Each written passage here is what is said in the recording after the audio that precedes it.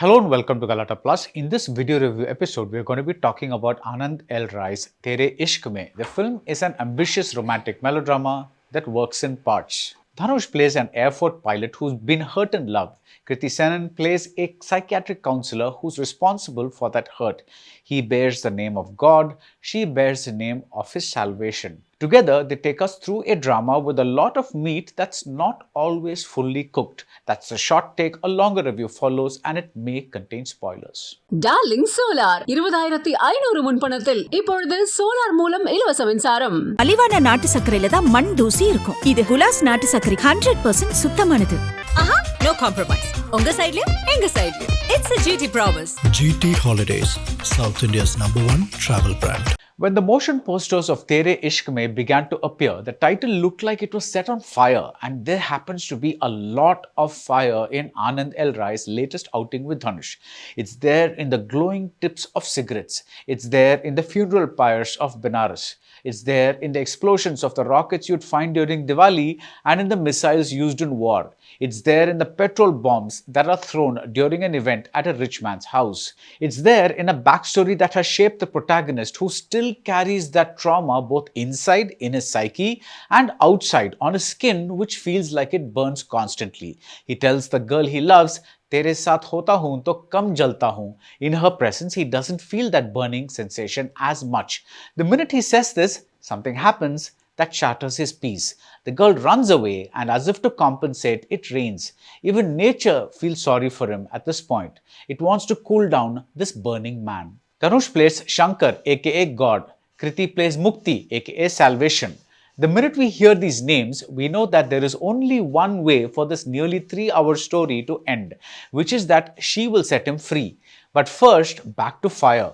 The story takes off when Mukti, as a doctoral student, presents a thesis that violence is like the appendix and that it can be removed from a man. And Mukti feels that a rowdy like Shankar is the ideal candidate to demonstrate this. In other words, she begins to play with fire. Shankar and Mukti are worlds apart. She is rich, she knows French, her father is a high-ranking diplomat, she drinks wine. Shankar is a Tamilian in New Delhi and he is an outsider not just in the city but also with the likes of Mukti. She is an excellent psychologist, but she slips up when she takes her top off and Shankar refuses the offer of sex. To her, it is just a physical thing and maybe she's second-guessing him too. But like many movie men in love, Shankar worships her purity. This should have alerted Mukti to stay away. But her belief in her science blinds her to his very human emotions and she continues to use him and continues to see him as a lab rat.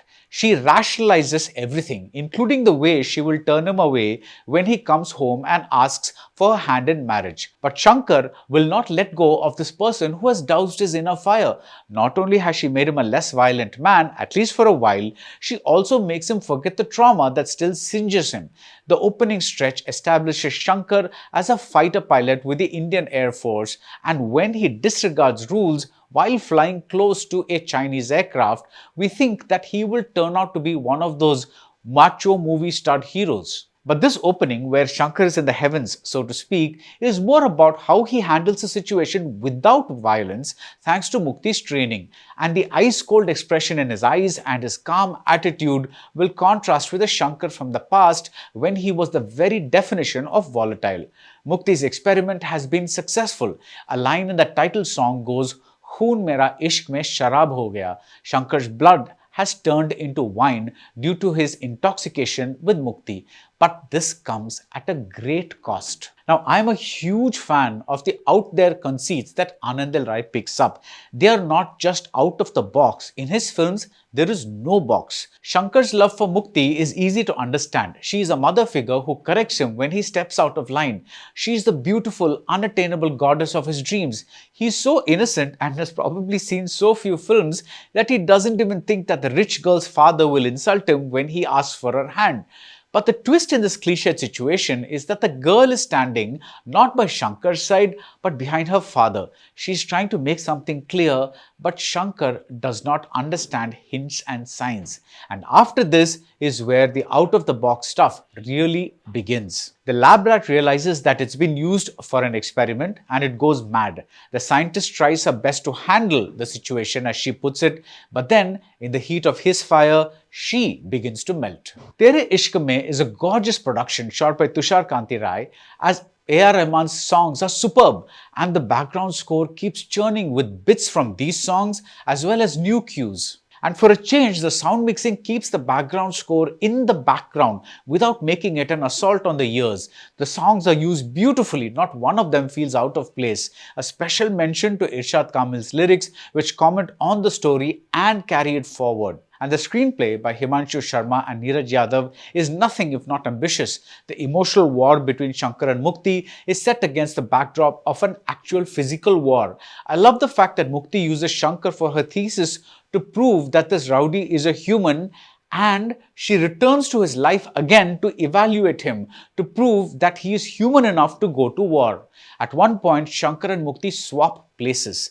She still thinks she can save him. She is still playing God, and now he becomes her salvation. She has to go to him to be saved. There are superb scenes like the one where Mukti in her skyscraper heels comes to Shankar's little home. He is not ashamed about his poverty. He is not the least bit self-conscious, but she realizes the gulf between them. As an ironic counterpoint, the scene begins with one of Ilaiyaraaja's most iconic love songs, which asks if it is possible to exist on this earth without love. But the film never comes together as a whole. The material is gloriously, unapologetically melodramatic, but it stays at an arm's distance. The beats are fantastic and unique, but something about the way they have been shaped on screen results in us not really getting into the story. We stay on the outside. We see Mukti's self-destructive nature and we realize that it is due to Shankar the god's curse, but this head realization does not convert into heart emotion.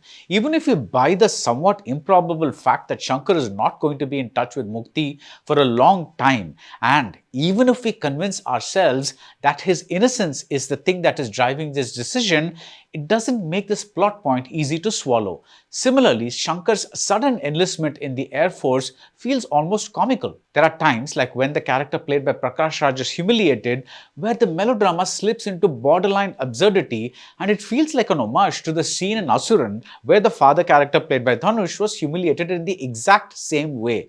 As for Mukti's choice of life partner, the man doesn't even register in the larger scheme of things. But all that said, I still came out of the theatre with the feeling that I had seen something where the creators had genuinely wrestled with complicated and ambitious material. No, this is not an A for effort kind of assessment, but an acknowledgement that sometimes this kind of struggle that we see on screen can itself be a reward of watching a movie. Dhanush is fantastic, but then he has been fantastic in many films, especially under this director. Ranjana springs to mind instantly.